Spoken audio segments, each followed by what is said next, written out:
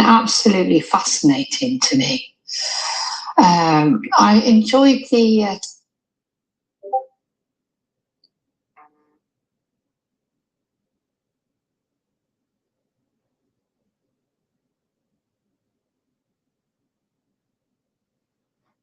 Yeah.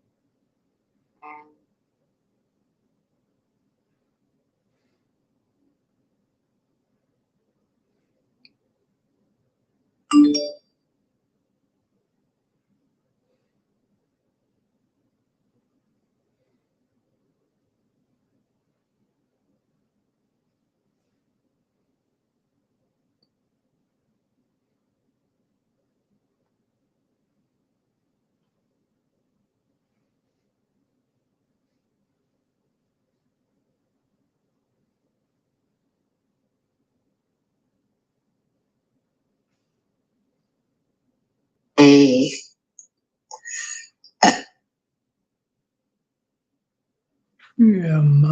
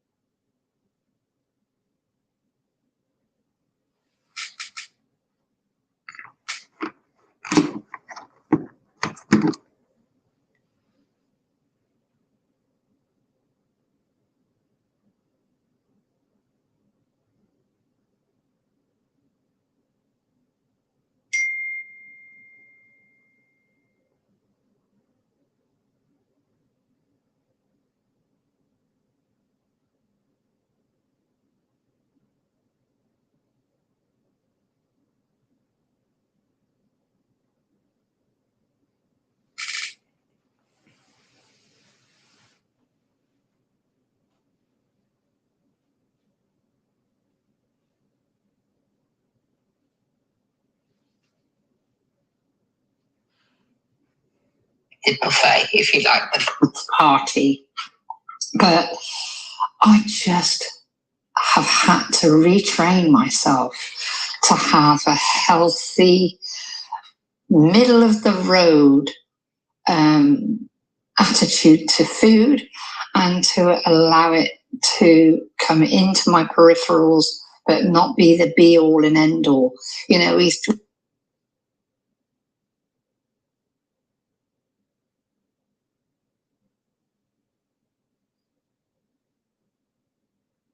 our body.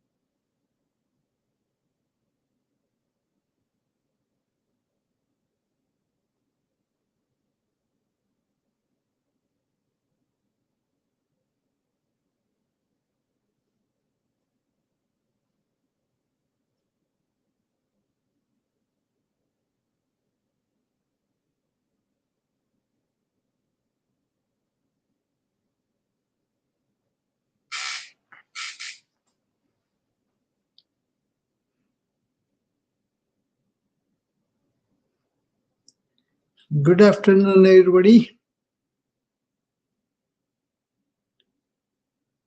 Opening with Mark. Okay. Hi, Mark. I haven't seen you lately. Yeah, I've been really busy. I just haven't been on here. I love the place, but I've just been busy. Yeah, I was also not that much because I was busy with my family, visiting places and all that. So I came on to really talk to people, and I was talking about something about resilient while in turmoil yesterday. And I kind of got some requests, so some people have more. So I made a retreat that I will be done pretty soon, maybe next month, a weekend retreat for people who really want to explore deeper, right? And also I have this every fourth weekend proactive wellness workshop, Africa. Anyway, those two I will say more. So I was talking yesterday about when you are in turmoil, either physical or mental or emotional, and then business. These four aspects I talked about yesterday.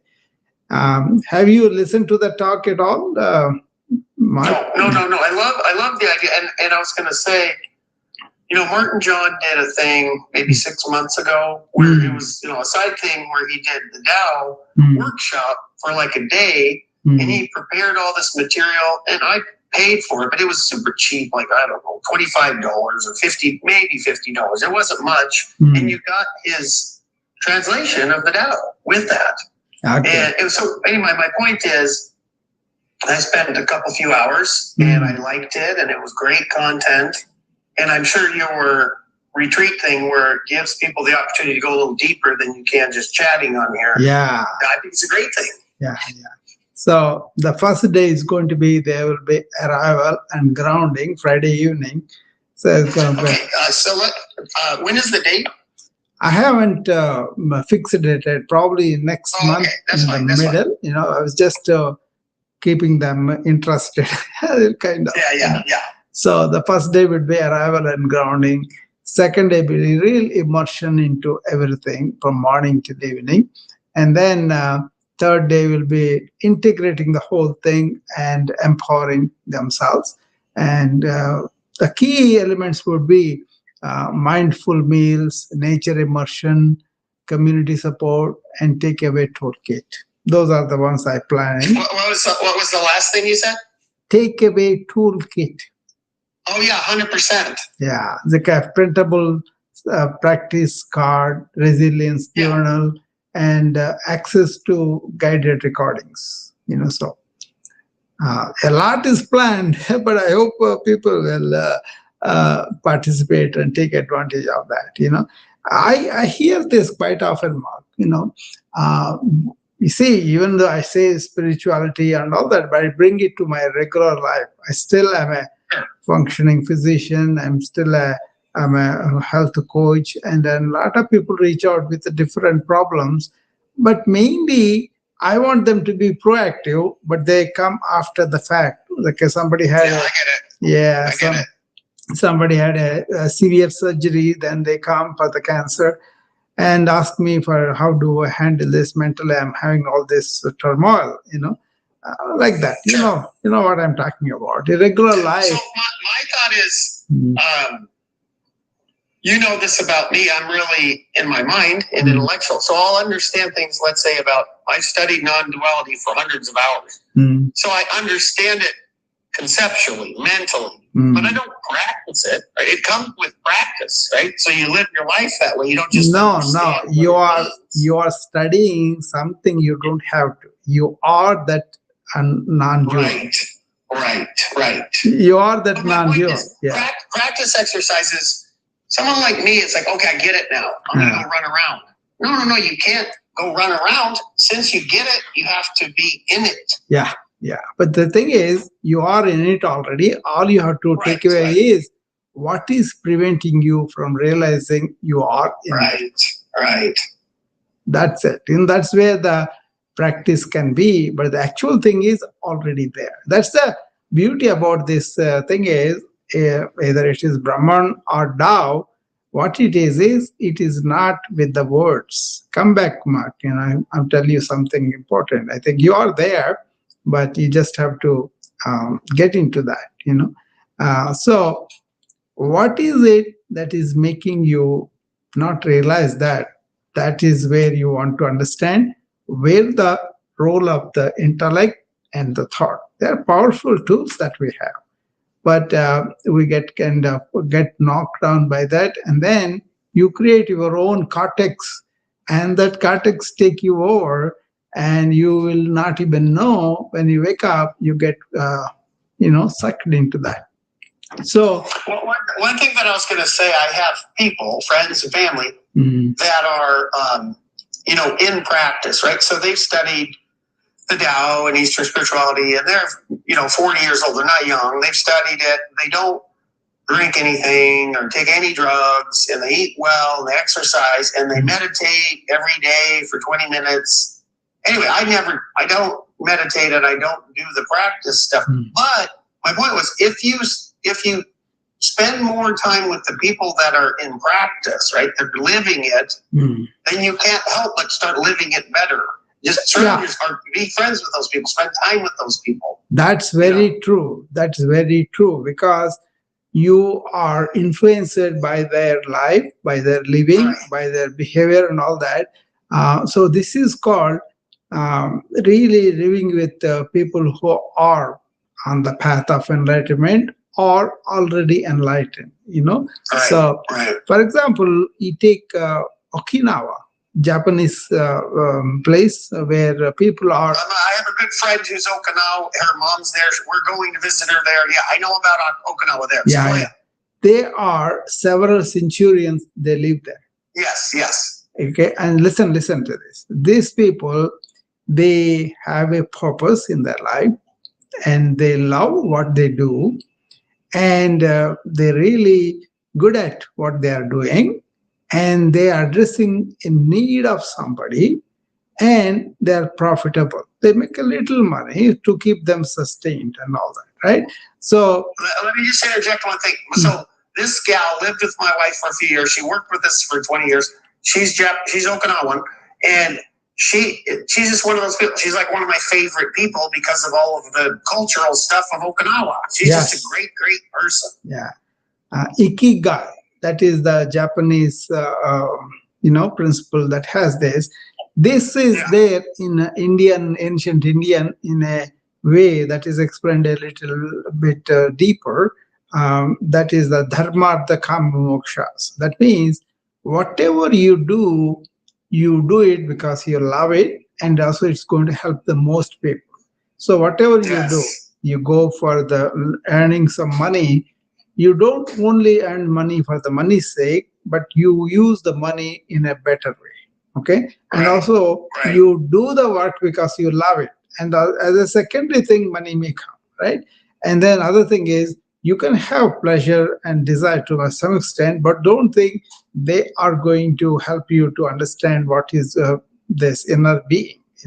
That's why, yeah, they are always living in a community, to the point what you said about being associated with good people. That is really satsanga, they call. That means you got to associate yourself with people who are on the path, are on the goal, or whatever you say about spiritual enlightenment. That is very, very good compared to this gossipy, political, or aiming for something. That is what the modern society generally has. But there are pockets of people that are living that kind of life. So that's why when you are close to them or live with them, or even see what they are doing is the practice for people who are not aligned and enlightened. So you just observe, you learn, and then you allow that to happen, immerse in your life. That themselves become the practice for you. You see, that's the advantage of living with those people. And only thing is, remember, our modern mind immediately jumps into explanations, immediately jumps into describing, judging, and all that. So you keep your that chattering mind, that kind of immediately wants to explain, in check. Then you'll observe. See? Yes. Yeah. So this retreat, what I'm planning, is more of what do you do if you are physically like that? What do you do if your mind is going all over? What do you do? You are emotionally wrought. And then one of my friends came from India the other day, and he lost a wife of almost 53 years, I think. Obviously, they were all doing everything together and all that. And he came, and he was going from friend to friend in terms of relief. Then he wanted to come and visit me. So I said, I welcomed him. I kept him for a weekend, and we had showed him around and shown him some things that he could help with. But finally I said, you got to face this. You got to understand why my mind is going turmoil when we know we are all going to pass. That is where the ancient wisdom examined what is death, dying. Is it really dying or only changing? The life is changing the clothes, like discarding the body and mind. That kind of thing was explained in Bhagavad Gita very well. And when I use that with people, people really get a lot of relief, and also they have something to look forward down the line. But first of all, their immediate sorrow is kind of goes down in notches, right? So that kind of thing, that kind of doing stuff, are really understanding, and then exhibiting that understanding is very, very important. You can escape with a drug, or you can escape with some explanation, or you can escape with some alcohol, or people do that. But what is important in ancient wisdom is you don't have to go for the support anywhere. You can reach out within you and find that. But people who have already done that are living like that, you could be a community, and then you could really absorb what they are doing and what are the things that they are practicing already, and then imitate them in that sense, but understand them and then imitate this better. There is a three-step path in ancient wisdom. First, listen. Listen means read, or get it from somewhere, somebody's advice, whatever. First, listen to whatever the real insight that coming to you from all this knowledge and wisdom, and then do the reflection on it, question and doubt it, and do the mental kind of all sorts of asking mental questions, answering them, and all that. That's important. Don't accept if somebody says something just like that. And that is called manana.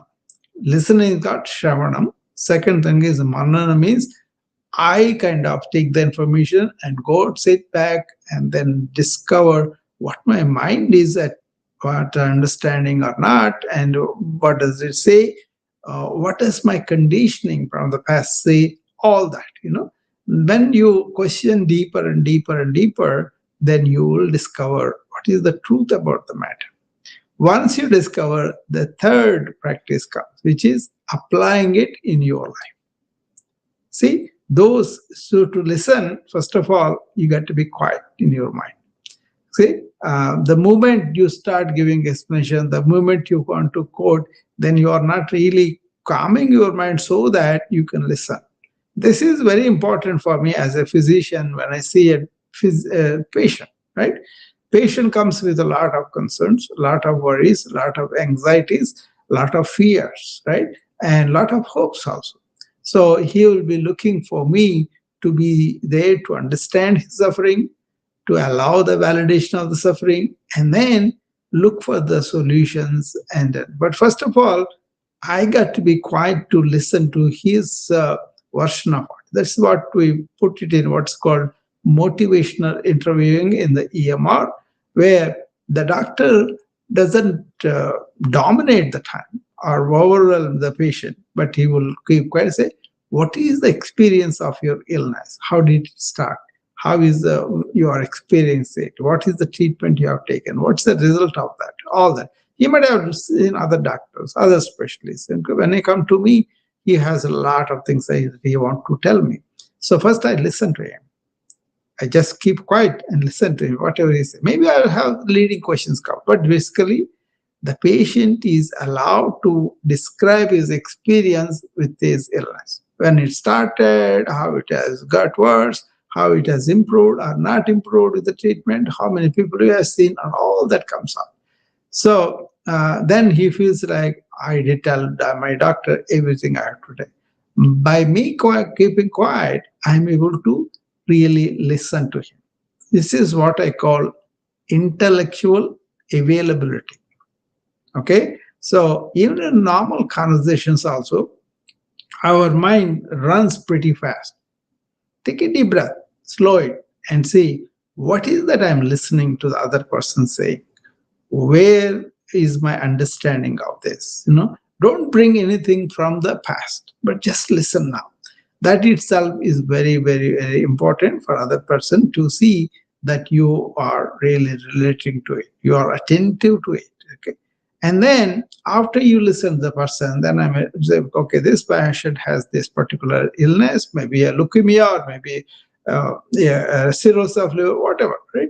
And then I'll bring my professional knowledge about what I know about that, what could be, I can explain to the patient about what he got, how we are going to confirm that with the testing, and how we are going to plan the treatment accordingly.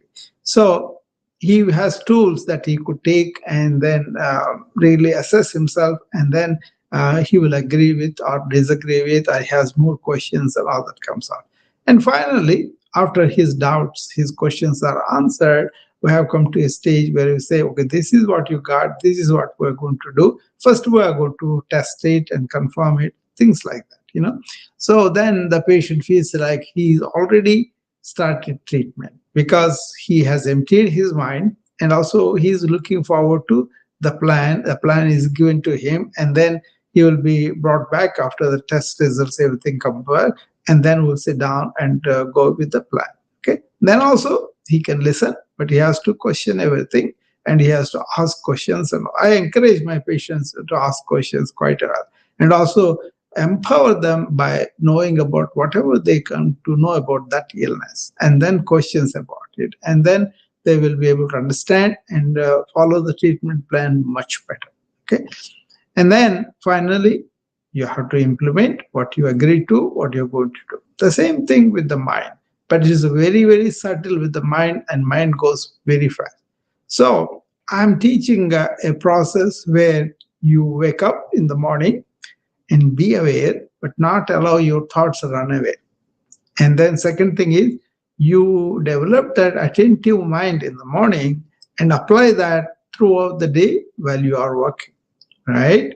And then once you are attentive and did everything throughout the day, in the night, try to rest, and before you really go to sleep, unwind your mind, vacate your mind of all the thoughts. So that is the AAV: awareness, attention, vacation. These three letters I kind of implement myself, and encourage my, uh, whoever comes to me asking for how to calm their mind, how to really understand this chattering mind and the destruction of it and all. There is a uh, quiet place. There is a serenity. There is a stillness in our real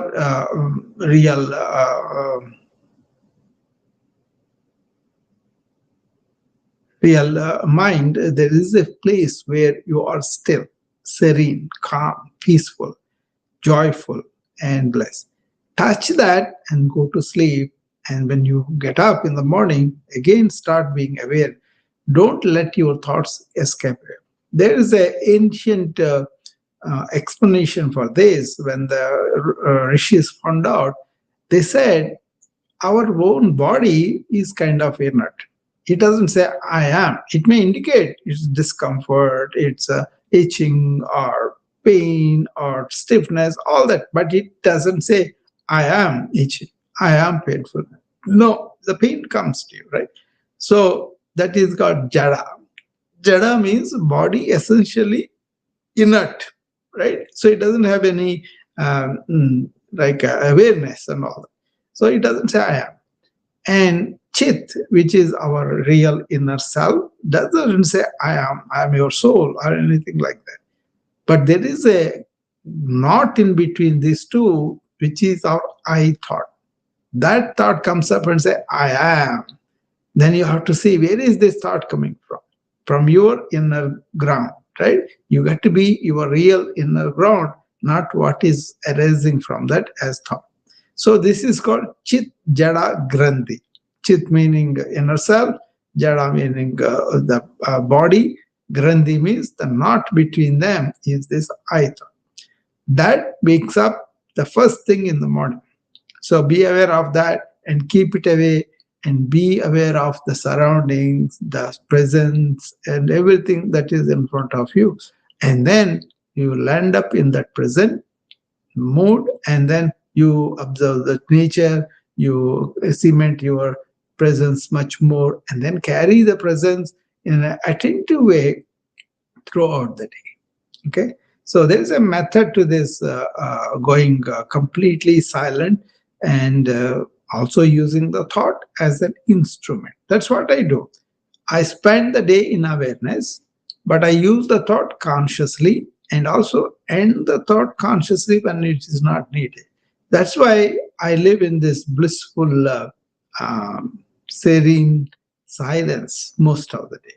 Okay, hopefully that is clear to you. And these kind of things are very useful for you when you are having a turmoil in your life. For example, uh, you have this turmoil in your mind, and thoughts are going continuously, and then you are not able to stop them. The same thought comes about the regrets, the anxieties about the future. You have a condition, and then you are going on thinking about it continuously, and that mental turmoil, that worry we call it, the anxiety we call it, doesn't allow you to rest peacefully. But if you realize that thought going on continuously is actually your tool, and you are letting your tool dominate you, but don't be in that thought, but be in that awareness, which is really you, then what happens? You are kind of really important uh, deal about real thought, when to use it, when not to use it. And then you will see being a witness of the thoughts really helps. So in the morning routine, what I say, observe your thoughts, observe them. Don't be them, because thoughts are not you, right? So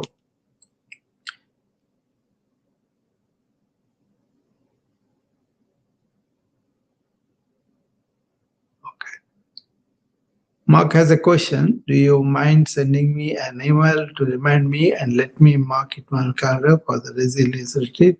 Just I'm not on Mumbai since I have been so too busy lately. Okay. Yeah, I will be able to. Just send me the email, Mark, and I'll be able to do that. Okay? So no problem. Yeah, anybody who is interested to communicate with me, my email is H like Harry Kolusu, Kolusu. Okay. They're all small letters at gmail.com. Okay. Yeah, Mark also send me his email. I'll send the email to you. No problem. Okay. So normally a lot of emails are sent to my close people. These retreats are only for people who are really interested and really want to spend some quality time. I think they will find it much more useful. Okay, so that's what we are planning. Probably the middle of September for sure. I will determine the dates and then I'll tell you about it. Okay? Every third weekend, we are going, or fourth weekend, we are going to do the proactive wellness workshop. That's determined, but this will be in probably the second week, maybe. But I will confirm the dates and with the team, and then I'll send them to you. Okay, so you are mentally in turmoil and you cannot stop this cyclical thoughts coming up and all. The first thing you want to do is take deep breaths, slow the thoughts down, and then be the witness of the thoughts.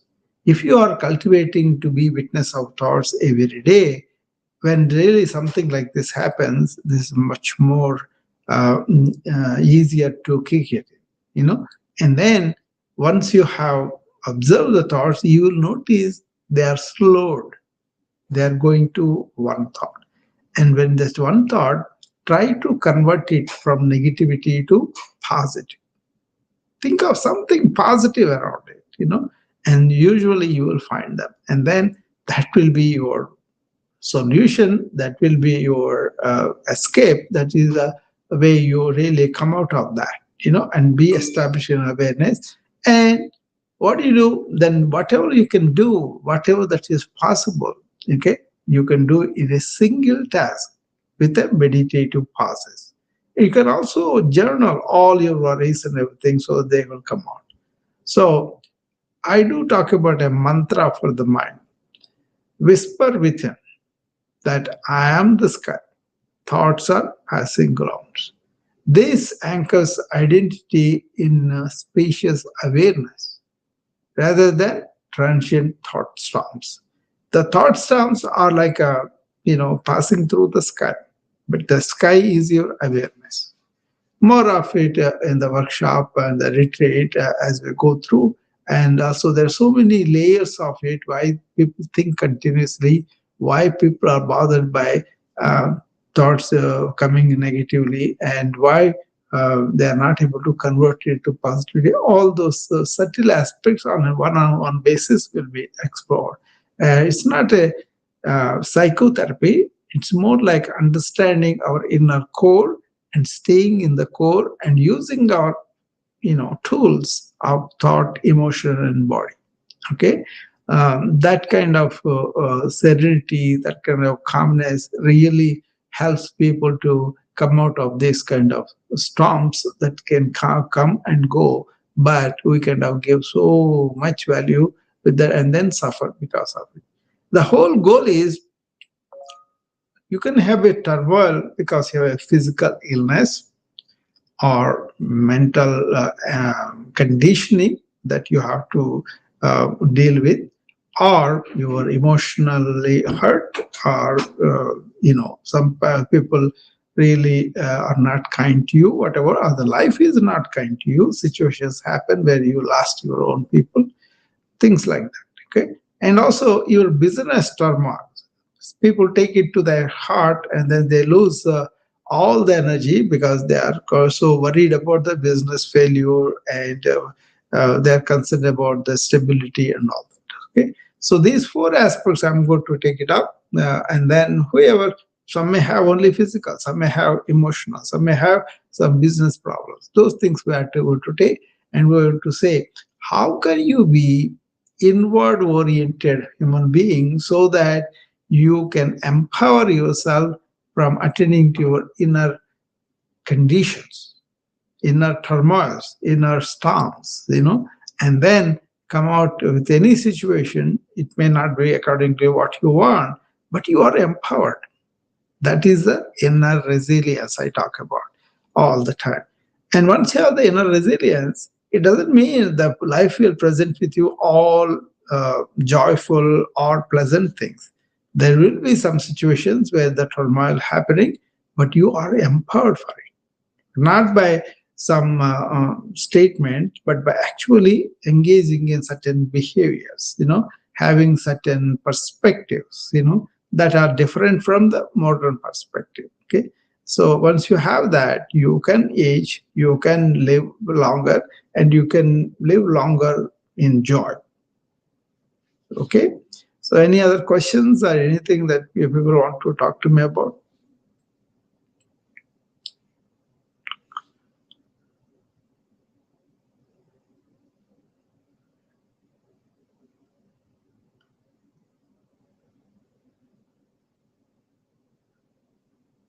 This is going to be happening on and off so that people can come and really tap the inner resources they already have, or learn how to nurture them, how to create them, and take it back home. So the proactive wellness workshop is also about this and much more too, where you first assess, where am I on my physical health journey? Where am I on my mental health journey? Where am I on my spiritual journey? All that. Once the assessment is done, then we take certain problems, certain common ones, certain nurturing practices, and then we will deliver them to the people so that they can follow them and really keep doctors and hospitals away, but at the same time not neglecting some things that they could go and get the help of the medical system to diagnose and treat yourself as early as possible. I'm not into just preventive exams once a year. They can be done, but the preventive orientation should be on a daily basis. What kind of food I'm eating? Am I moving about? Am I really sleeping well? Am I keeping my mind quiet? All these four things you have to do every day, right? But you don't have to obsess about it. You just understand what are the things I'm doing unconsciously or without awareness that are not good for me, and then avoid them by understanding this is not good and being aware of whatever you are doing. You are eating, you are moving, you are sleeping, you are thinking, all those things will be affected by the awareness.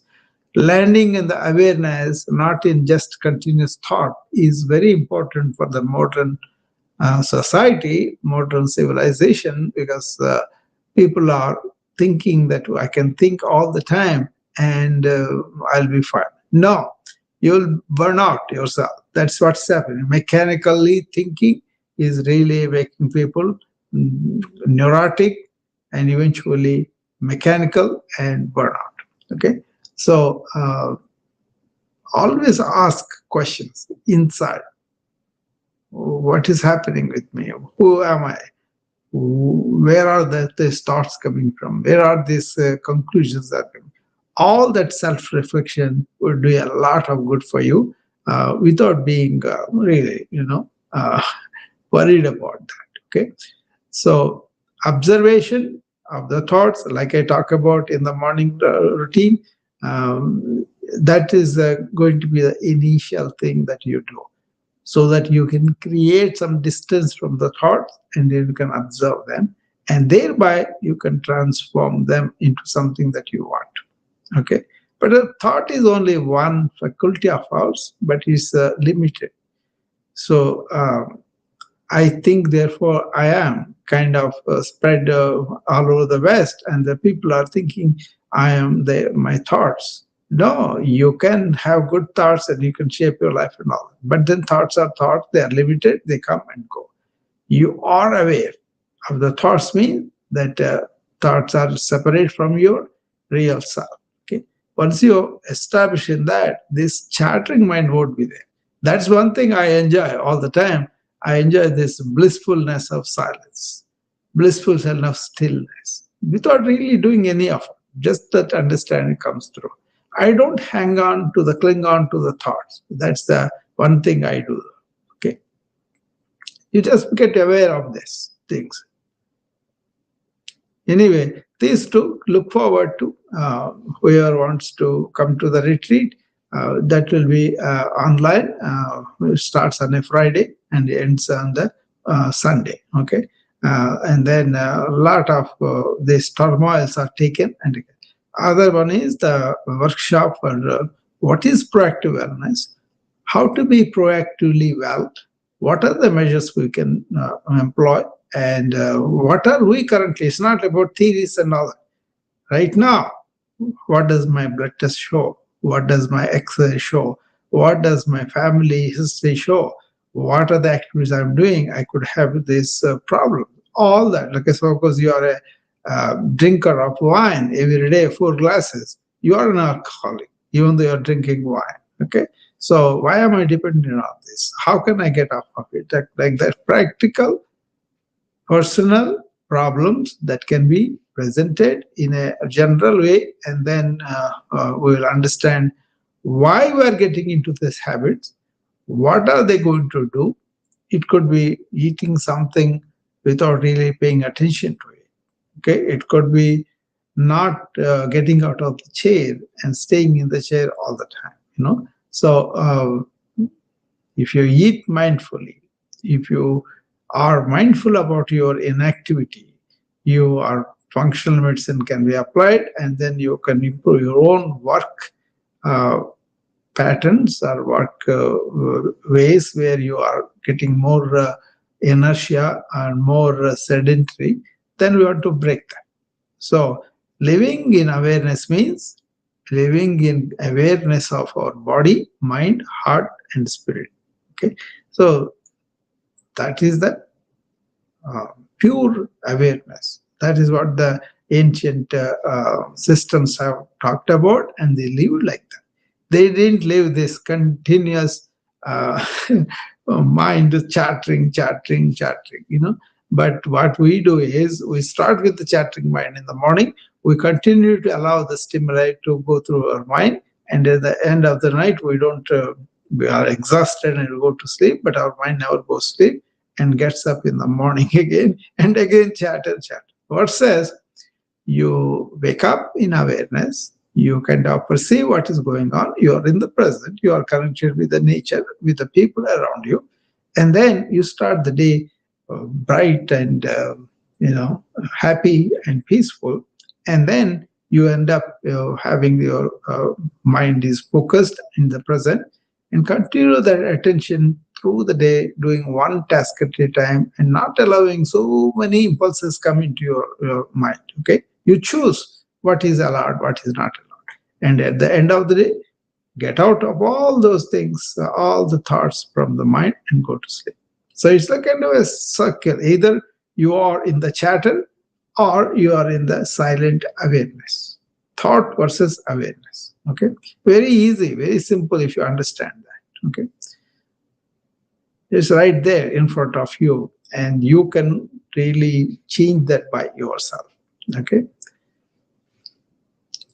so it's almost I don't know how much time I was here. 45 minutes. Okay. So anybody has any questions? Mark is the only one who came up, So you can tell me, do you encounter these turmoils I'm talking about? Obviously, everybody does, right? And what do you do? What is your way of handling this? Do you want to understand the amount of energy that you will be wasting when you don't do that? All that. Okay. So what we plan that day, Friday, will come in, and then we will kind of go through the entire plan for the weekend, and then they will be able to look at the stuff, and then take the resources that were presented, and take the training practices, and then ask questions about it, not only then, but when they go home and they start to practice, they could um, communicate with me. So these are not like a simple problems. These are not like one time have and go. Some people may learn from it, but they always go back and visit and cry about it. That the kind of things are not needed. Okay, so thank you, and I'll be seeing you again when I have the time. Okay.